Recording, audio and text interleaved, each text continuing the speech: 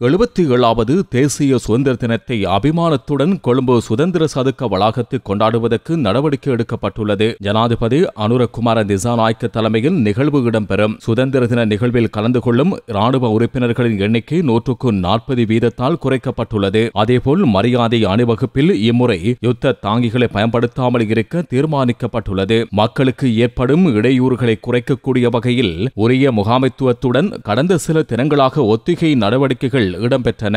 அதேபோன்று உரிய நேரத்தில் சுதந்திர தின நிகழ்வை நடத்த நடவடிக்கை எடுக்கப்பட்டுள்ளது. தேசிய சுதந்திர தின கொண்டாட்டத்தை அடிப்படையாக வைத்து ஒவ்வொரு கட்டிடங்களிலும் இவ்வாரம் முழுவதும் தேசிய கொடியை ஏற்றி வைக்குமாறு பொது நிர்வாக அமைச்சு அறிவித்துள்ளது. இதேவேளை சுதந்திர தினத்தை முன்னிட்டு சிறை கைதிகளை சிறைச்சாலைக்கு சென்று பார்வையிட உறவினர்களுக்கு வாய்ப்பளிக்க சிறைச்சாலை திணைக்களம் தீர்மானித்துள்ளது.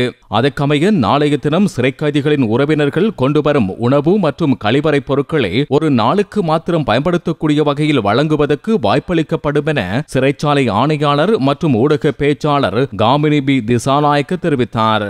இதேவேளை சுதந்திர தின கொண்டாட்டத்தை பார்வையிட மக்களுக்கு சந்தர்ப்பம் வழங்கப்பட்டுள்ளதால் அதில் கலந்து கொள்ளும் அனைவரும் நாளை காலை 6:30 மணிக்கு முன்னர் அப்பகுதிக்கு வருகை தர வேண்டும் என போலீசார் அறிவுறுத்தியுள்ளனர். நாளை அதிகாலை 4:30 மணி முதல் அப்பகுதியில் விசேட போக்குவரத்து